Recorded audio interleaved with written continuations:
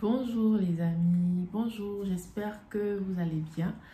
C'est un plaisir pour moi de vous retrouver dans cette nouvelle vidéo. Aujourd'hui, nous parlerons de comment rejoindre la terre promise après le désert.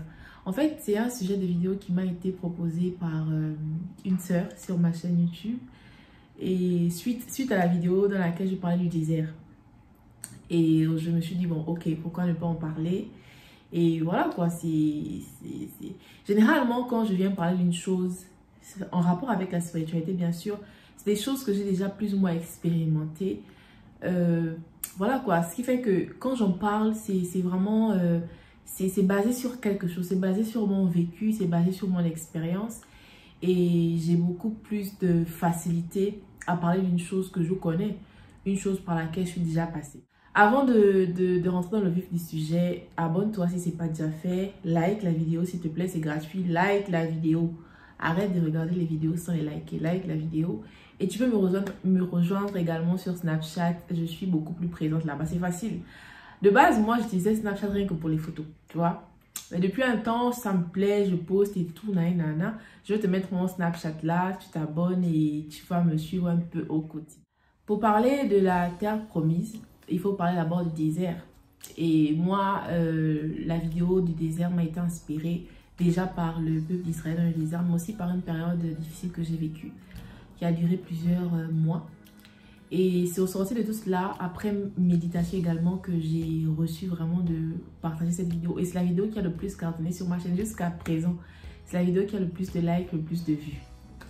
Donc aujourd'hui, on va parler de comment sortir du désert et aussi comment vivre lorsqu'on rejoint la terre promise.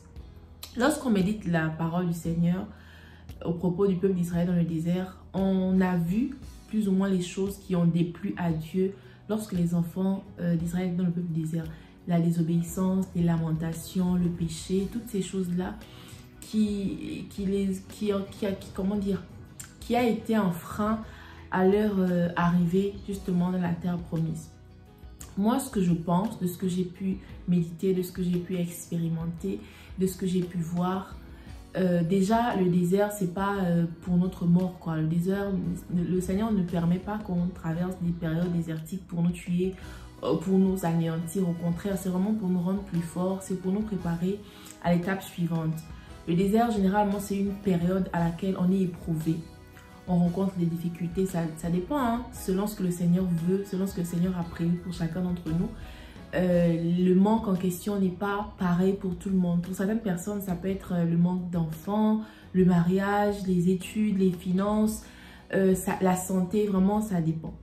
Mais je sais de ce que j'ai pu expérimenter et de ce que j'ai pu méditer que la période de désert, c'est vraiment une période à laquelle nous devons davantage nous attacher au Seigneur. C'est une période dans laquelle nous devons vraiment chercher la face de Dieu.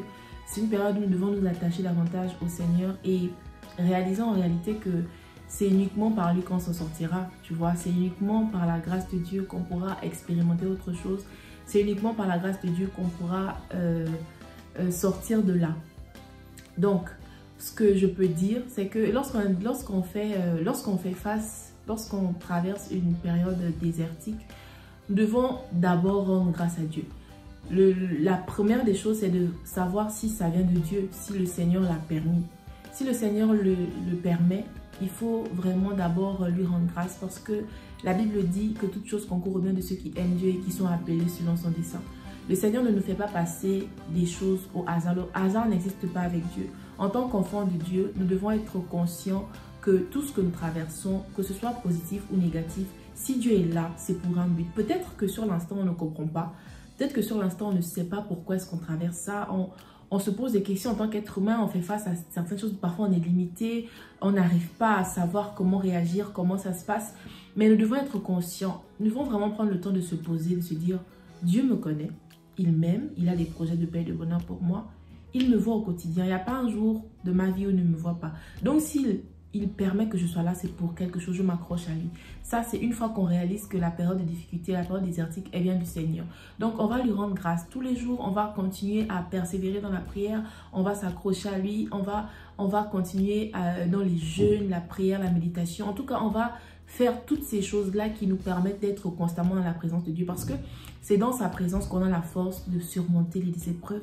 C'est dans sa présence qu'on a la révélation. C'est dans la présence qu'on sait pourquoi on est là. Parce que c'est aussi l'une des choses. Le Seigneur nous fait passer dans le désert pour une raison, tu vois. On n'est pas dans le désert juste comme ça. Il y a des leçons à apprendre. Et tant qu'on n'apprend pas, tant qu'on ne fait pas ce pourquoi le Seigneur permet que l'on soit là, on va tourner en rond. On va vraiment tourner en rond.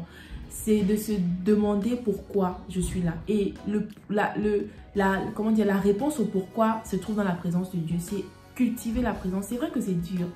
Dans le désert, parfois, tu fais face à des situations, des circonstances vraiment très difficiles. Mais il faut persévérer dans la prière, en fait. Il faut toujours s'accrocher. Il faut toujours demander au Seigneur de nous conduire, de nous inspirer, de nous parler, de nous fortifier. Et aussi de lui demander pourquoi je suis là, Seigneur. Pas dans le but de me lamenter, de dire, oh, moi j'étais mieux avant. Non, Seigneur, tu me connais, tu m'aimes. Je suis tellement reconnaissante pour ton amour. Mais pourquoi tu veux que je sois là? Qu'est-ce que tu veux que je change dans ma manière de voir? Qu'est-ce que tu veux que je change dans ma manière de faire? Qu'est-ce que tu veux que je change dans mon style de vie, dans mon intimité avec toi, dans ma relation avec toi? Quelles sont ces choses que tu veux me faire comprendre? Quelles sont ces leçons? Moi, quand je prie et que je pense vraiment en période de difficulté, je dis Seigneur, les difficultés arriveront. Premièrement, garde-moi toujours enraciné en toi. Et deuxièmement, ne me laisse pas aller à autre chose tant que je n'ai pas compris le but. Tant que je n'ai pas compris la raison pour laquelle je me retrouve là, ne me laisse pas aller à autre chose. Ne me laisse pas vivre autre chose en fait. Ne me laisse pas passer à une étape supérieure. Sinon, c'est comme si tu vas en classe supérieure mais avec des lacunes. Tu vois, tu vas avec des lacunes. Et lorsqu'on te présente une leçon, c'est pourtant une leçon que tu as étudiée. Mais tu ne te rappelles pas parce que tu n'as pas forcément été concentré lorsqu'il s'agissait d'étudier cette leçon-là. Pour ma part, lorsque la période désertique que j'ai passée, je peux dire la plus récente et la plus longue, c'était il y a quelques mois. Au travers de cette période-là, j'ai vraiment compris que le Seigneur voulait que je m'attache totalement à lui. Que je me livre totalement à lui. Que je n'ai les regards posés que sur lui. Parce que j'étais une personne, je l'avais dit, hein, assez cupide quand même. Et je voulais toujours trouver des solutions par moi. J'aimais me comparer. En fait, je voulais faire les choses selon moi. Selon ce que je faisais, selon ma manière de faire. Et pourtant, je voulais réussir. Hein. Je n'avais pas forcément de mauvaises intentions. Je voulais réussir, je voulais m'en sortir, je voulais certaines choses. Mais les manières avec lesquelles je voulais faire ces choses-là ne correspondaient pas à ce que Dieu voulait pour moi. Tu vois, ça ne correspondait pas à ce qu'il voulait pour moi. Et du coup, je me faisais mal. Mais malgré ça, j'étais têtue. Hein. J'étais têtue, je continuais dans mes bêtises. Jusqu'à ce que le Seigneur permette que je passe des situations où il m'a même séparée. Il m'a fait vivre une solitude. La solitude en question était vraiment morale, financière, physique. C'est-à-dire que j'avais pas de personnes là. Les personnes avec qui je pouvais partager des choses, elles n'étaient plus là. Ces personnes que je considérais vraiment comme mes amis, comme des proches. En fait, c'est des personnes qui d'une manière ou d'une autre ne me rapprochaient pas des objectifs que le Seigneur a pour moi. C'est des personnes qui, plus ou moins, nourrissaient en moi la cupidité, nourrissaient en moi le désir de faire les choses par moi. Et ça a été difficile de m'en séparer, ça a été difficile, j'ai pleuré, mais jusqu'à ce que je comprenne que, en fait, Dieu me connaît. Il m'aime, il a des projets merveilleux pour moi. Il connaît également ces personnes, il les aime également. Et s'il veut que je m'en débarrasse, que je me sépare de ces personnes-là, c'est pour une raison. Certes, ça va me faire mal, je vais pleurer, il y a des jours où j'ai pleuré, mais je dis Seigneur, tu me connais, juste fortifie-moi, juste donne-moi la force. Parce que je vous assure que pour ceux qui sont déjà passés par là, on passe tous par des moments, des périodes désertiques. Hein. Il n'y en a pas qu'une seule dans la vie, il y en a plusieurs. Ça dépend de la forme, ça dépend de la période, ça dépend de la durée, mais on traverse tous des périodes de désert. Et justement, lorsque je passais par là, je demandais toujours à Dieu, Seigneur, donne-moi la force parce que c'est dur. C'est tellement difficile que des fois, j'ai même pas envie de prier. Mais en réalité, c'est vraiment dans la prière que j'ai la force. C'est vraiment dans la prière que je trouve la force, l'énergie, que je trouve le peps en fait, de continuer, de persévérer, de croire, d'être renouvelé, d'être transformé dans ma manière de faire. Les choses que je tolérais auparavant, je me rends compte que en réalité, je ne peux pas accepter ça dans ma vie, je ne peux pas faire ces choses dans ma vie. Je me rendais compte que, mais en réalité, ça ne me rapproche pas de Dieu. En fait, ça ne correspond pas à ce que je désire à l'intérieur de moi, de ce qui vient du plus profond de moi. Et petit à petit, j'ai commencé à m'en séparer. Et c'est ce que le Seigneur voulait. Le Seigneur voulait travailler mon caractère, travailler ma personnalité, travailler ces choses en fait que je chérissais, que je gardais. Lorsqu'on a fini, lorsque une fois dans le désert, on a fini de rendre grâce, on persévère avec le Seigneur, on apprend ce pourquoi on est là, la période de désert va s'estomper. Petit à petit, on va commencer à vivre des choses différentes. Petit à petit, on va se rendre compte que waouh, les choses ont changé, ça a changé, c'est différent. Et là, le désert est plus ou moins fini. Mais il y a beaucoup d'erreurs que l'on commet lorsqu'on sort du désert. C'est de prendre les choses pour acquises. C'est d'oublier là d'où on vient. On oublie que si on est là, c'est par la grâce de Dieu, que c'est le Seigneur qui nous a emmenés là.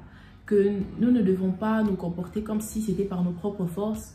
C'était par nos propres moyens en fait qu'on avait réussi à être où on est en fait. Il faut persévérer toujours à mettre Dieu en premier. Nous devons toujours mettre Dieu au premier rang. Donner à Dieu la priorité. C'est pas toujours facile, mais c'est par sa grâce qu'on y arrive. Et si on se rend compte que lorsqu'on a traversé la période de désert et qu'on est maintenant dans la terre promise, et que l'on remarque qu'il y a des choses, par exemple, on ne prie plus parce qu'il y a des bénédictions, il y a des choses qui ont changé, on devient maintenant plus rayonnant, les choses se sont améliorées dans nos vies. Il faut être honnête avec soi-même, de se dire que, oh, je prie plus comme avant, je médite plus, je ne jeûne plus, je ne donne plus forcément à Dieu la priorité. Parce que, soyez-en sûrs, face au diable, on n'a pas de force. Face aux démons, on n'a pas de force. C'est la grâce de Dieu, c'est Jésus qui nous donne cette force-là. Mais si on s'éloigne de lui, comment est-ce qu'on va arriver? Parce que la Bible dit que le diable est là pour voler, dérober et détruire. Ce que le Seigneur nous a donné, on en profite, on est heureux. Mais si on ne le chérit pas, on ne le maintient pas par une vie de prière, par une vie de consécration, bah, le diable, il va trouver la faille, il va entrer et il va venir encore détruire. Vous voyez? Du coup, lorsqu'on est dans la période, dans notre, comment dire, à la terre promise, on doit encore plus s'attacher au Seigneur. Vraiment, en fait, la vie, c'est comme un cercle. Mais c'est vraiment les mêmes choses qu'il faut faire à chaque fois en fait. Parce que si tu t'éloignes de Dieu, si tu laisses les portes ouvertes, le diable il vient, il détruit, après tu dois encore te recommencer, tu dois encore te relever, repartir. Donc, dans le désert, on s'attache à Dieu. Dans la période, à la terre promise aussi, on s'attache encore plus à Dieu. Parce qu'en fait, on ne peut tout que par lui en fait. On est par lui, on est là par lui, pour lui et en lui. On ne peut pas avoir une vie sans lui en fait. Donc, tout ce qu'on fait doit être consacré, ou du moins doit être basé sur lui. C'est vraiment qu'est-ce que Dieu veut. Ok, le Seigneur m'a fait grâce, j'ai un nouveau boulot. Est-ce que le boulot que le Seigneur m'a donné m'empêche maintenant de prier, m'empêche de méditer, m'empêche de le rechercher? Est-ce que la femme que j'ai, les enfants, je n'ai même plus de vie de prière, je n'ai plus de vie de consécration? Mais comment je maintiens ma relation avec Dieu? Comment est-ce que je garde ce que le Seigneur m'a donné? Parce que pour garder ce qu'il m'a donné, c'est garder sa présence dans ma vie. Mais si je ne garde pas sa présence dans ma vie, comment je m'en sors? Donc, c'est toujours donner la priorité à Dieu, toujours mettre Dieu au centre, prier, toujours se dire, Seigneur, comment est-ce que je peux être une source de bénédiction? Parce que ce que tu traverses, ce que tu as traversé autrefois, il y en a d'autres qui traversent ça. Et tu peux être une source de bénédiction pour ces personnes-là. Que ce soit financièrement, que ce soit moralement, que ce soit matériellement, que ce soit, peu importe, tu peux être une source de bénédiction. Tu peux aussi prier, tes prières peuvent les aider, ta présence, tes conseils, tout ce que... En fait, tu peux mieux conseiller quelqu'un qui est passé par ce par quoi tu es passé, parce que tu vas lui dire, écoute, je suis passé par là. Et ce que j'ai fait, ça a été difficile, j'ai pleuré, je me suis sentie comme tu t'es sentie. Mais ce que je peux te dire, c'est persévère, ne te décourage pas. Si tu peux être là pour lui donner ton soutien, ton aide, n'hésite pas, parce que tu te souviens que toi, auparavant, tu avais besoin de ça. Il y a quelques mois, il y a quelques années, tu faisais face à ces difficultés-là et tu avais besoin des gens. Le Seigneur a envoyé des gens pour t'aider. Le Seigneur a envoyé les gens pour te soutenir. C'est aussi l'une des raisons pour lesquelles on traverse des périodes de désert, tu vois. Et voilà quoi, c'est vraiment cultiver la présence de Dieu, la maintenir, toujours le rechercher, toujours lui donner la priorité, toujours lui demander de nous accorder la grâce, de vraiment être assoiffé de lui, de toujours le chercher, de toujours le désirer, d'être des hommes et des femmes qui le recherchent constamment, jour et nuit. La Bible dit de rechercher premièrement le royaume des cieux et sa justice, et toutes ces choses nous seront données. Donc Dieu est notre priorité, il est notre base, il est notre base en fait. Donc plus on recherche le Seigneur, plus il ouvre les portes. Plus on recherche le Seigneur, plus on a les yeux fixés vers lui, plus il libère en fait les choses autour de nous pour que les choses se passent selon ce qu'il a prévu, selon sa volonté. Et sa volonté, c'est rien que pour notre bien. C'est pour notre épanouissement, c'est pour notre paix. La volonté du Seigneur, c'est juste pour notre paix, pour notre joie et notre bonheur. Donc, voilà ce que j'avais à dire. Et j'aimerais encourager toutes les personnes qui passent par des périodes désertiques. Il y en a qui tournent en rond parce qu'ils n'ont pas compris le message. Il y en a qui tournent en rond parce qu'ils refusent d'admettre qu'ils ont fait des erreurs. Ils refusent d'accepter que le Seigneur a toujours raison. Et on va toujours tourner en rond dans ce genre de situation. Tant qu'on ne seront pas à l'évidence que Dieu me connaît, Dieu a raison, je dois accepter, on va tourner en rond. Et c'est qui perd? C'est nous. Dieu, il perd rien en fait. Donc, à toi qui passes par là, peut-être que ça fait des années, recherche la volonté du Seigneur, va vraiment auprès de lui et il te montrera.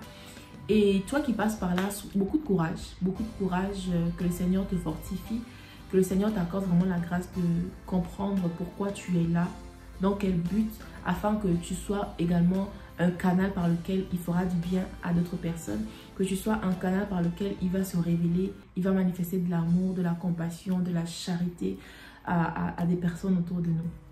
Alors c'est tout pour la vidéo. Encore une fois, n'hésite pas à t'abonner, like si tu ne l'as pas déjà fait, et on se retrouve très prochainement pour une autre vidéo.